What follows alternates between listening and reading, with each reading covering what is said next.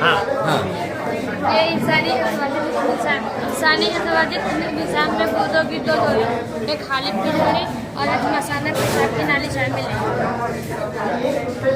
गुर्दों के जरिए खून के फासिद और बेकार पेशाब की शक्ल में अलग होते हैं। आम इंसान के जिस्म में अंदाज़न 5 लीटर खून होता है, जो गुर्दों से रोज़ाना 400 बार खून छाना जाता है।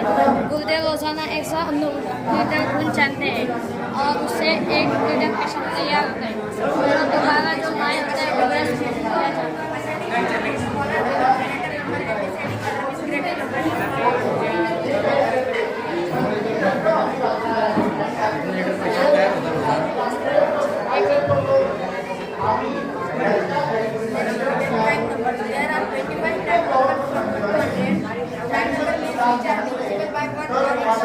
Like